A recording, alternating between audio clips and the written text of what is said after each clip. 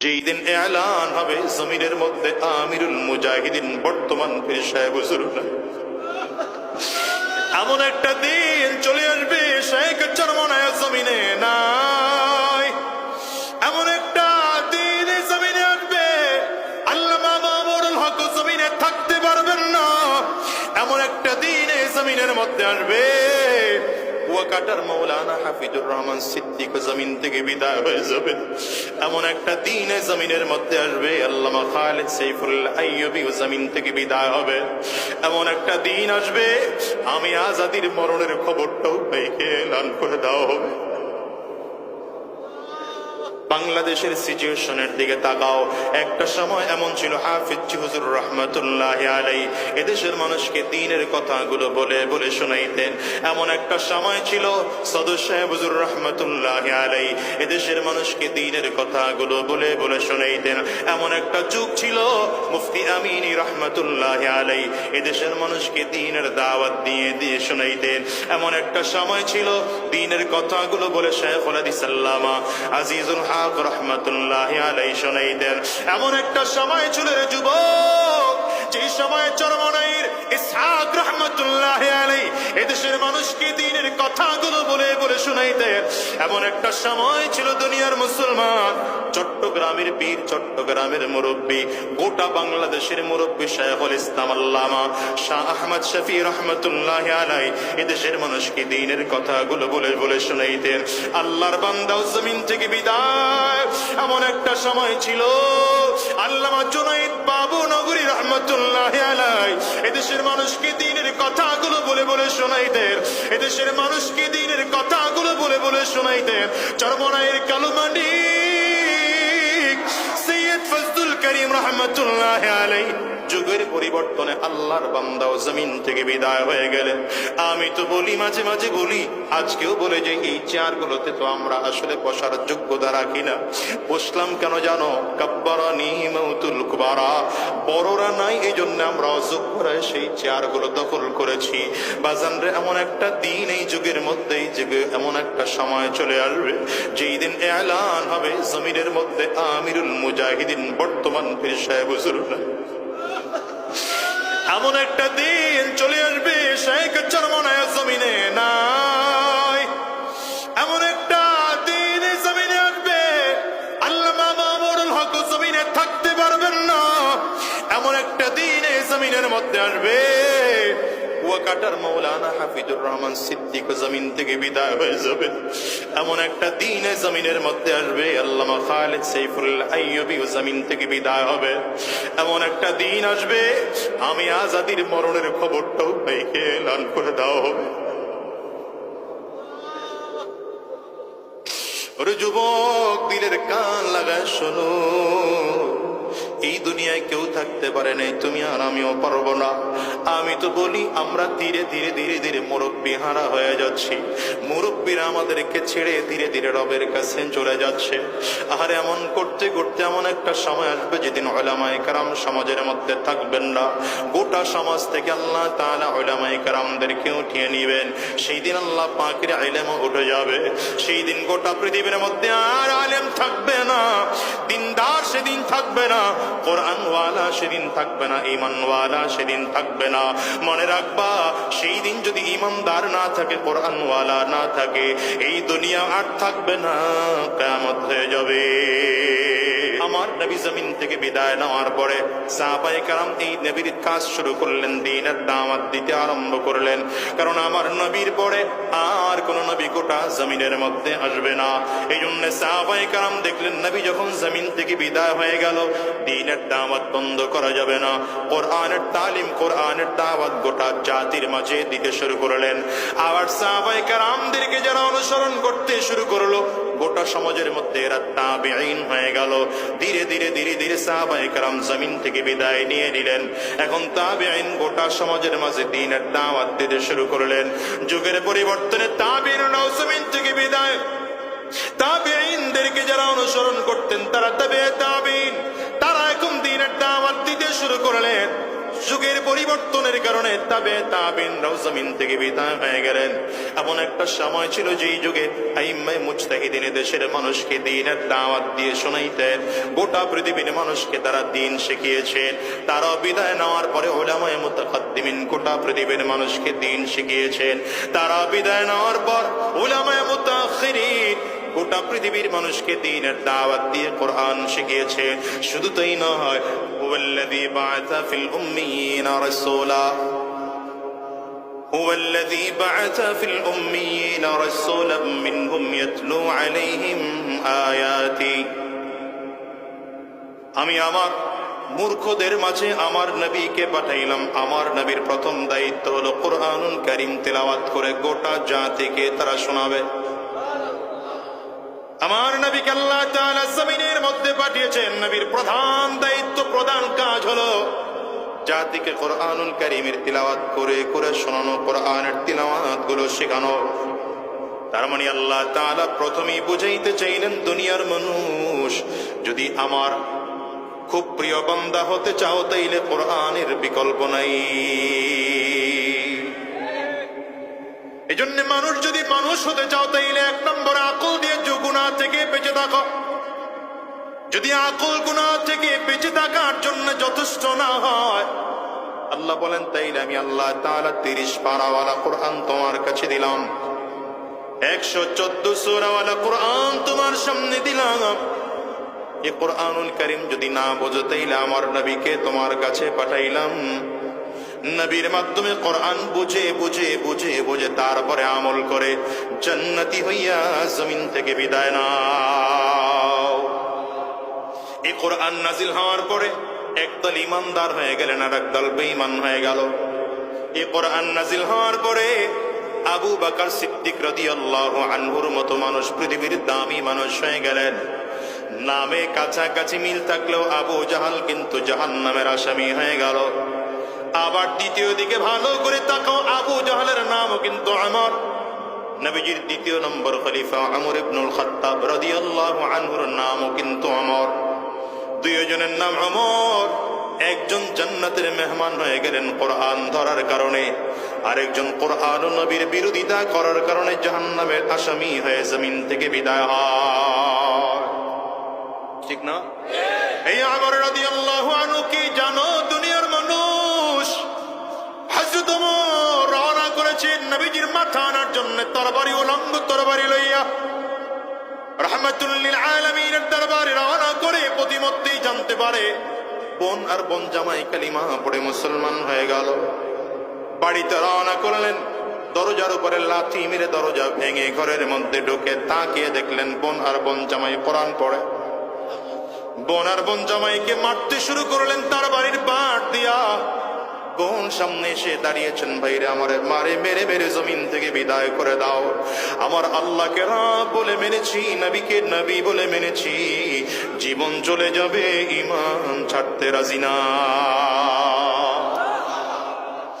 হযরত ওমর রাগের কারণে থাপ্পড় মারলেন বোনের গালে, ঠোঁট ফেটে রক্ত পড়তে শুরু করলো।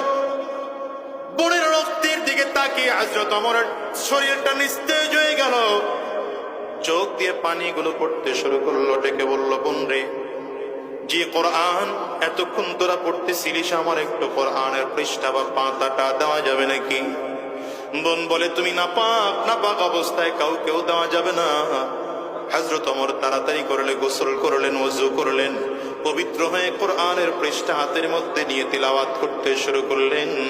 তিলাওয়াত ধীরে ধীরে বাড়ায়, চোখ দিয়ে পানিগুলো টপ টপ করে করে গাল বেয়ে বেয়ে বেয়ে পড়ে। পৃষ্ঠাটা বুকের সাথে লাগাইয়া বোনের হাতটা ধরে ডেকে বলে, বোন, এই কোরআনের তিলাওয়াত যেতে হয়, আর দেরি করা যাবে না, আর দেরি করা যাবে না, আমার একটু সেখানে নিয়ে চল না, কোথায় কোরআনের তিলাওয়াতের প্রশিক্ষণ দেওয়া হয়। ধীরে ধীরে বোন আর বোন জামাইকে দুই পাশে নিয়ে নবীজির দরবারে রওনা করতে শুরু করেছেন। রাহমাতুল লিল আলামিন দূর থেকে তাকিয়ে দেখেন ওমর সামনের দিকে আগাইতেছে। নবীজি বসার থেকে দাঁড়িয়ে গিয়েছেন, ওমর একদম সামনে এসে দাঁড়ালো। আমার নবী ডান হাতের শাহাদাত আঙ্গুল দিয়ে হযরত ওমরের কোমরের মধ্যে হালকা করে ধাক্কা দিয়েছে। আর বলে আমন রে কেন আসছো? হযরত ওমর চোখ দিয়ে পানি ফেলে কান্না করতে করতে নবীজির পায়ের কাছে জমিনের মধ্যে বসে পড়েছেন।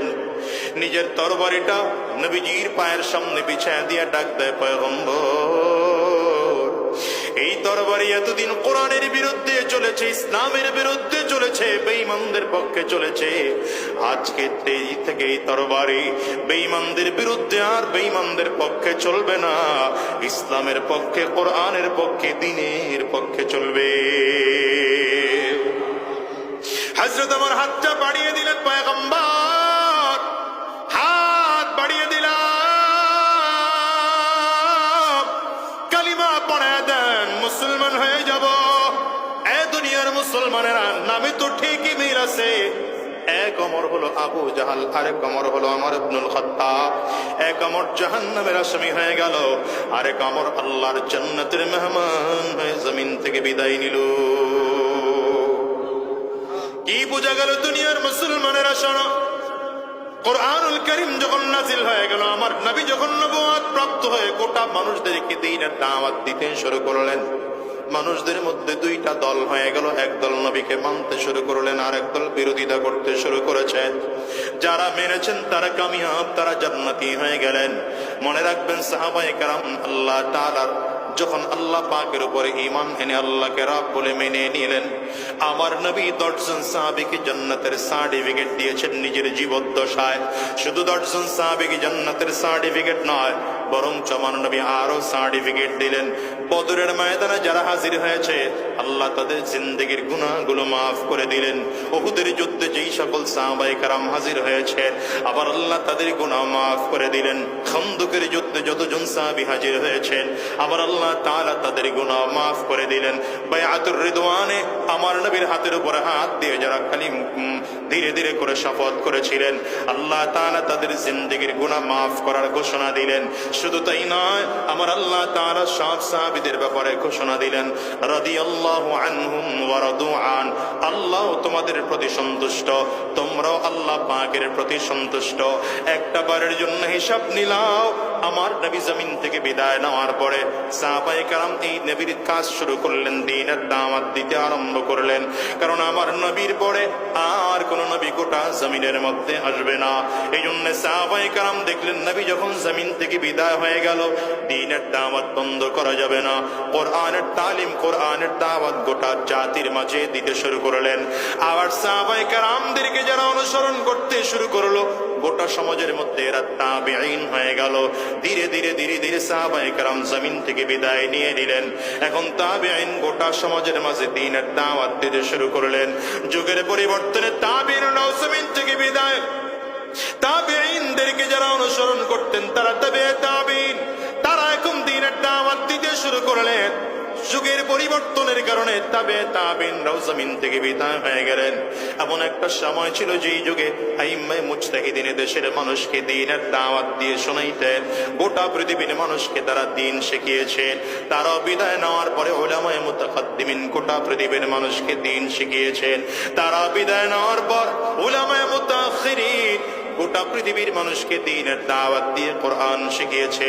শুধু তাই নয়, বাংলাদেশের সিচুয়েশনের দিকে তাকাও।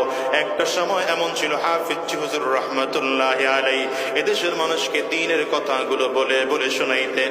এমন একটা সময় ছিল, সদর সাহেব হুজুর রহমাতুল্লাহি আলাইহি এদেশের মানুষকে দ্বীনের কথাগুলো বলে বলে শোনাইতেন। এমন একটা যুগ ছিল, মুফতি আমিনী রহমাতুল্লাহি আলাইহি এদেশের মানুষকে দ্বীনের দাওয়াত দিয়ে দিয়ে শোনাইতেন। এমন একটা সময় ছিল, দ্বীনের কথাগুলো বলে শাইখুল হাদিস আল্লামা আজিজুল হক রাহমাতুল্লাহি আলাইহি শোনাইতেন। এমন একটা সময় ছিল রে যুবক, যে সময় চরমনাইর ইসহাক রাহমাতুল্লাহি আলাইহি এদেশের মানুষকে দ্বীনের কথাগুলো বলে বলে শোনাইতেন। এমন একটা সময় ছিল দুনিয়ার মুসলমান, চট্টগ্রামের বীর, চট্টগ্রামের মুরব্বী, গোটা বাংলাদেশের মুরব্বী শাইখুল ইসলাম আল্লামা শাহ আহমদ শফি রহমাতুল্লাহি আলাইহি এদেশের মানুষকে দ্বীনের কথাগুলো বলে বলে শোনাইতেন। আল্লাহর বান্দাও জমিন থেকে বিদায়।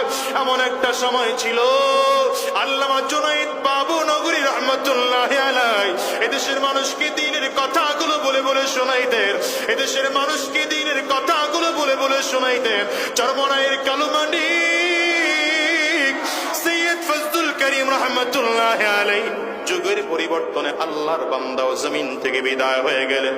আমি তো বলি, মাঝে মাঝে বলি, আজকেও বলে যে এই চেয়ারগুলোতে তো আমরা আসলে বসার যোগ্যতা রাখি না। বসলাম কেন জানো? কাব্বারানি মাউতুল কুবারা, বড়রা নাই এই জন্য আমরা অযোগ্যরা সেই চেয়ারগুলো দখল করেছি। বাজানরে, এমন একটা দিন এই যুগের মধ্যে, এই যুগে এমন একটা সময় চলে আসবে যেই দিন এলান হবে জমিনের মধ্যে আমিরুল মুজাহিদিন বর্তমান পীর সাহেব হুজুর নাই। এমন একটা দিন চলে আসবে শেখ চরমনায় জমিনে নাই। এমন একটা দিন এই জমিনে আসবে আল্লামা মামুনুল হক জমিনে থাকতে পারবেন না। এমন একটা দিন এই জমিনের মধ্যে আসবে ওয়াকাটার মাওলানা হাফিজুর রহমান সিদ্দিক জমিন থেকে বিদায় হয়ে যাবে। এমন একটা দিন এই জমিনের মধ্যে আসবে আল্লামা খালিদ সাইফুল্লাহ আইয়ুবী জমিন থেকে বিদায় হবে। এমন একটা দিন আসবে আমি আজাদির মরণের খবরটাও মেয়েকে এলান করে দেওয়া হবে। ওরে যুবক, দিলের কান লাগায় শোনো, এই দুনিয়ায় কেউ থাকতে পারে নাই, তুমি আর আমিও পারবো না। আমি তো বলি আমরা ধীরে ধীরে ধীরে ধীরে মুরব্বী হারা হয়ে যাচ্ছি। মুরব্বীরা আমাদেরকে ছেড়ে ধীরে ধীরে রবের কাছে চলে যাচ্ছে। আর এমন করতে করতে এমন একটা সময় আসবে যেদিন উলামায়ে কেরাম সমাজের মধ্যে থাকবেন না। গোটা সমাজ থেকে আল্লাহ তাআলা উলামায়ে কেরামদেরকে উঠিয়ে নিবেন। সেই দিন আল্লাহ পাকের ইলম উঠে যাবে। সেই দিন গোটা পৃথিবীর মধ্যে আর আলেম থাকবে না, দিনদার সেদিন থাকবে না, কোরআনওয়ালা সেদিন থাকবে না, ঈমানওয়ালা সেদিন থাকবে না। মনে রাখবা, সেই দিন যদি ঈমানদার না থাকে, কোরআনওয়ালা না থাকে, এই দুনিয়া আর থাকবে না, কিয়ামত হয়ে যাবে। এই জন্য সাবধান করে বলি বাজার, দুনিয়ার তালে তো ডুবে আছো, মনে করতে পারো দুনিয়াটা অনেক বড়। 70 বছরের হায়াত, 60-80 বছরের হায়াত না রে বাজার না। এই বিশাল লম্বা হায়াতটাকে কিয়ামতের ময়দানে খুব ছোট মনে হবে। এই লম্বা হায়াত নয়, বরঞ্চ দুনিয়ার দিকে তাকাও। দুনিয়াটা তোমার আমার জন্য আপন নয়। এই দুনিয়া তোমার আমার পর।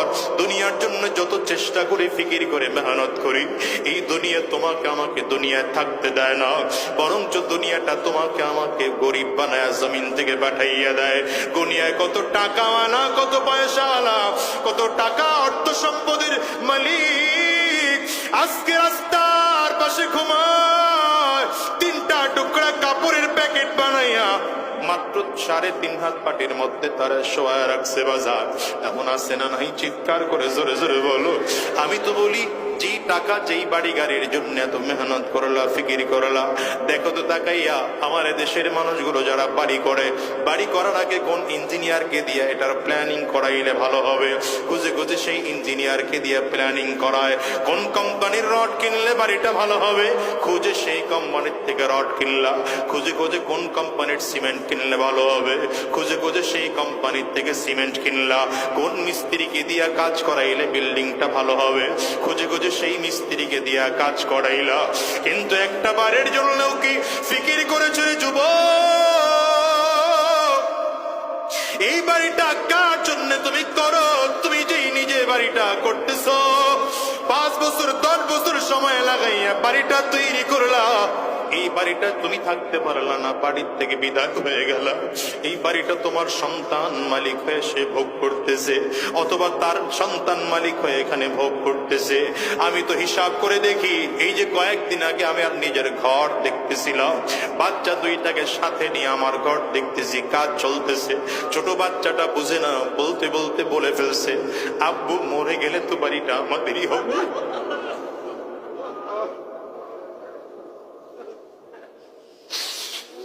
তো চিন্তা করলাম, বাচ্চা মানুষ কিন্তু কথা তো ঠিকই বলেছে। আসলেও তো আমি দুনিয়ায় থাকতে পারবো না। এই বাড়ি ছেড়ে চলে যেতে হবে, গাড়ি ছেড়ে চলে যেতে হবে, সম্মান ছেড়ে চলে যেতে হবে। এ বাজান রে, দেখো না দুনিয়ায় কত মানুষ জমিন থেকে বিদায় হয়, কত মানুষ ট্রাকের নিচে পড়ে মারা যায়, কত মানুষ ট্রাকের চাপায় পড়ে মারা যায়, কত মানুষ মোটর সাইকেলে অ্যাক্সিডেন্ট করে মারা যায়, কত মানুষ নদীর মধ্যে ডুবে জমিন থেকে বিদায় হয়, কত মানুষ হার্ট অ্যাটাক করে মারা যায়। কত মানুষ কত সমস্যায় হয়ে, কত মানুষ কত অসুবিধায় হয়ে মারা যায়।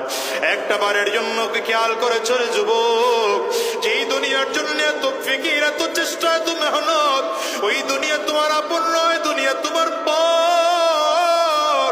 এই দুনিয়ার পিছনে পাগল হয়ে কোনো লাভ নাই। আমি তো খেয়াল করে দেখো, ভালো করে খেয়াল করে দেখো, এই দুনিয়ার টাকাওয়ালা, ক্ষমতাওয়ালা, সম্মানওয়ালা সব পড়ে থাকবে, মাত্র 3টা কাপড়ের প্যাকেট হয়ে জমিন থেকে বিদায় হওয়া লাগবে। বাজানরে তাকায় দেখো না, দুনিয়ার যতগুলো মানুষ আছে আজকের এই ময়দানেও যারা হাজির, সব কবরের যাত্রী। এই দুনিয়ায় কেউ চিরস্থায়ী থাকার জন্য আসে নাই রে বাজার। কারণ এই দুনিয়ার থেকে কত মানুষ সন্তানকে হারিয়ে ফেলেছে, কত মানুষ তার মাকে হারিয়ে ফেলেছে, কত মানুষ তার বাবাকেও হারিয়ে ফেলেছে, কত মানুষ তার বিবিকে হারিয়ে ফেলেছে।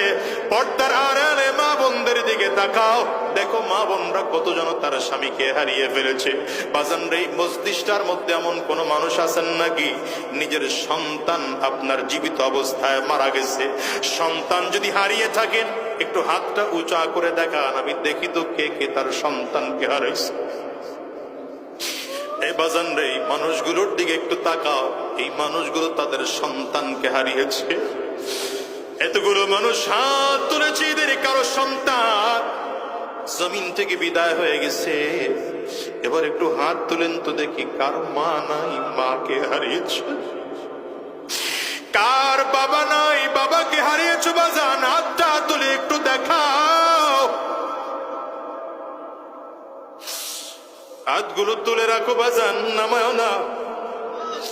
আমার যুবকেরা তাকায় দেখো, মা হারা মানুষদের চোখের পানি কেমন হয়, বাবা হারা মানুষদের চোখের পানি কেমন হয়, আরে সন্তান হারা মানুষদের চোখের পানি কেমন হয়। যুবক, এই মানুষগুলোর চেহারার দিকে একটু তাকিয়ে তাকিয়ে দেখো, মানুষগুলো চোখের পানি ফেলে হাত তুলেছে। এদের কারো ঘরে মা নাই, কারো ঘরে বাবা নাই, কারো সন্তান বিদায়। ও যুবক রে, হিসাব মিলাও, এমন একটা দিন আসবে যেদিন তোমাকে আমাকেও জমিন থেকে বিদায় হওয়া লাগবে। আজরাইল তোমার আমার সামনে এসে দাঁড়ায় যাবে। হিসাব করে দেখো, ওই কবরে তোমাকে আমাকেও যেতে হবে। সাবধান, ওই কবর বড় ভয়ঙ্কর। কবর কিন্তু বারবার করে বলে, আনা বাইতুল জুলমা, আনা বাইতুল ওয়াহদা, আনা বাইতুত তুরাব। কবর বলে, আমি বড় একাকির ঘর, আমি বড় অন্ধকার ঘর, আমার কাছে সাথী নাই, বাতি নাই, দুনিয়ার কোনো কিছুই নাই, আমি শুধু চিনি আমল। ভালো আমল করে যদি কবরে বলে ভালো আচরণ করব, আর যদি ভালো আমল করে আসতে না পারো, কবর বলে আমার ডানেও মাটি, বামেও মাটি, সামনেও মাটি, পেছনেও মাটি। আমি দুই দিক থেকে কবরের মাটিগুলো একত্রিত হইয়া গুনাহগারের লাশটাকে এত জোরে চাপ মারবো, এক বছরের হাড্ডি কিন্তু আরেকটা পাশায় নিয়ে পৌঁছাইয়ে দেব। এই বাজান, গুনাহগার যখন কিয়ামতের ময়দানে দাঁড়াবে, গুনাহগার তাকিয়ে দেখবে সূর্য মাথার মুঠো মাথ উপরে দেখা যায়, মাথার মগজগুলো সূর্যের তাপে টকবক করে করে ফুটতেছে এমন মনে হয়। আহারে জমিনটা তামার। মানুষ তাকাইয়ে দেখবে জাহান্নামের আগুন। ডান দিক থেকে করিম করিম আওয়াজ দিয়ে সামনের দিকে আগায়, বাম দিক থেকে আগায়, সামনের দিকে আগায়, পেছন দিক থেকে আগায়। মানুষগুলো পাগল পাড়া হয়ে যাবে। আর ওদিকে জাহান্নাম চিৎকার করে করে ডাক দেয়, হাল মিন মাজিদ, আমারে আরো দাও, আরো দাও, আরো দাও। মানুষগুলো পাগল পাড়া হয়ে যাবে। কোথায় গেলে একটু মুক্তি পাওয়া যাবে মানুষ জানে না। কারো হাঁটু পর্যন্ত ঘাম থাকবে, কারো টাকনো পর্যন্ত ঘাম থাকবে, কারো কোমর পর্যন্ত ঘাম, কারো টাকনো হাত পর্যন্ত ঘাম, কারো কাঁধ পর্যন্ত ঘাম, কারো কেউ ঘামের সাগরের মধ্যে হাবুডুবু খাইতে থাকবে। ও বাজান, অবস্থাটা তো ভয়ঙ্কর। সন্তান বাবা মাকে চিনবে না, বাবা মা তার সন্তানকে চিনবে না, বন্ধু তার বন্ধুকে চিনবে না, ভাই তার ভাইকে চিনবে না, স্ত্রী তার স্বামীকে চিনবে না, স্বামী তার স্ত্রীকে চিনবে না। হিসাব মিলায় দেখো, ওই কবরে আপন একমাত্র কে? চিল্লায় জোরে কর। আরে হাসরের ময়দানে আপন কে? ওই মাওলার পাগল যদি ওই বিদায় না যায়, শান্তি নাই। এই জন্য বলে যাই বাজান, গুনাহ ছেড়ে দাও, হারাম রাস্তা ছেড়ে দাও। যদিও তোমার আমার মধ্যে আল্লাহ তাআলা গুনাহের সাত গুনাহের মজা দিয়ে সৃষ্টি করেছে, কিন্তু আজকের ময়দান থেকে ওয়াদা করে বিদায় হও, আমরা হারাম রাস্তায় কদম বাড়াবো না, শয়তানি রাস্তায় কদম বাড়াবো না। আমার মালিকের পাগল হয়ে যাব, মালিকের গোলাম হয়ে যাব। কারণ জানো, কিয়ামতের ময়দানে জান্নাত ও জাহান্নামের জান্নাতের যত নাজ ও নিয়ামত হবে, সব থেকে উত্তম নিয়ামত হবে আমার মালিকের দিদার। একদল পাগল থাকবে এরা এমন, পুরো ময়দানে শুধু দৌড়াবে আর চিল্লাবে আর ডেকে ডেকে বলবে, আমার মালিক কই, আমার আল্লাহ। মানুষগুলো চিল্লা চিল্লায় দৌড়াইতে দৌড়াইতে হয়রান আর পেরেশান হইয়া আল্লাহ পাকের আরশে আজিমের পায়ের মধ্যে হেলান লাগায় বসে থাকবে। আল্লাহ তাআলা ফেরেশতাদেরকে ডাকবেন, ওরা কই, আমার এই বান্দাদেরকে একটু ডাকো। বান্দাদেরকে আমার মালিকের সামনে দাঁড় করায় দেওয়া হবে। আল্লাহ তাআলা পর্দার আড়াল থেকে ডেকে বলবেন, গোলাম রে, কেন দৌড়াও আর চিল্লাও? এই বান্দা বলবে, আল্লাহ তুমি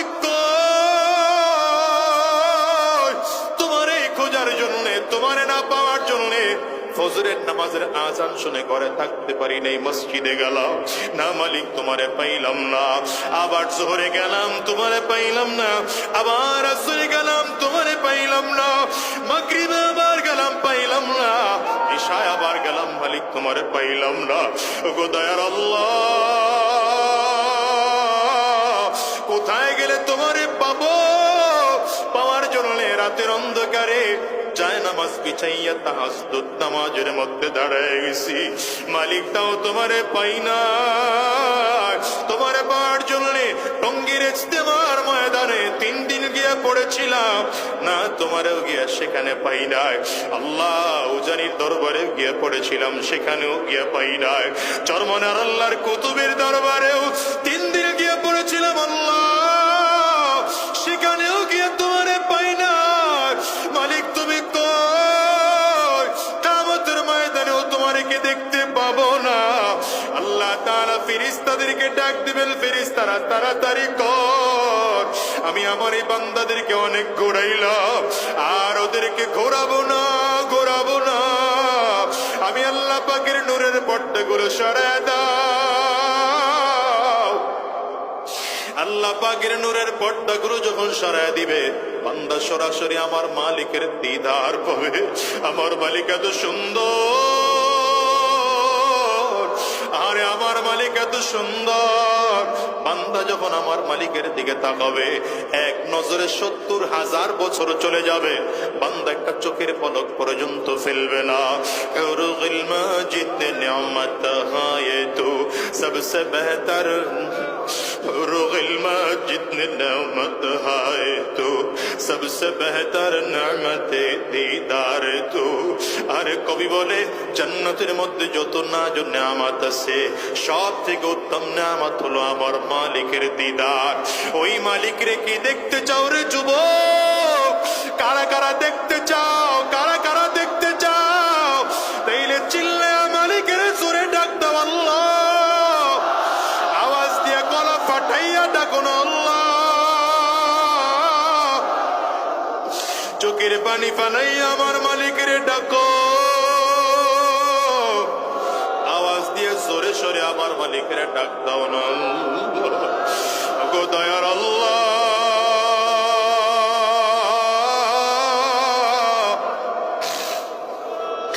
আল্লাহ তোমার গোলামদেরকে একটু তাকাও, তাকাইয়া দেখো তোমার গোলামদের চোখের কোটায় পানি, কারো চক্ষু 2টা লাল।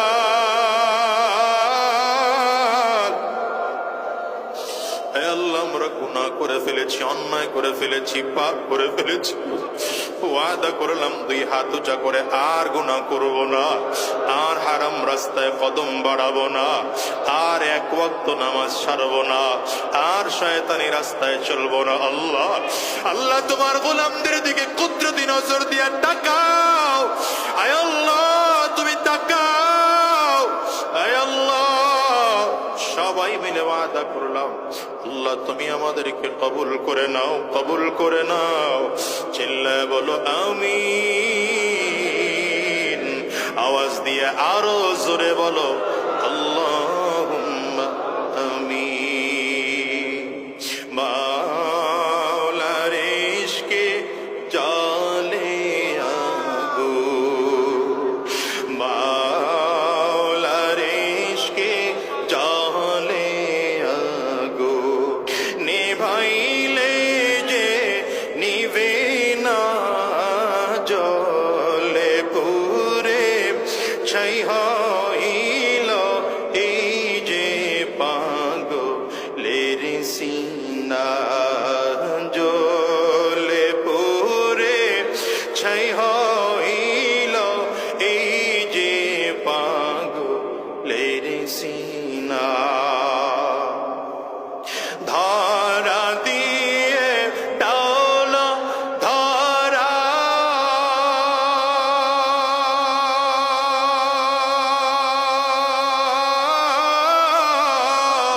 কাছে থেকেও দাও না সারা,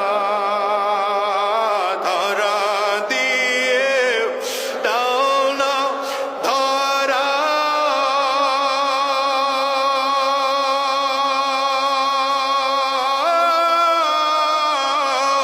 কাছে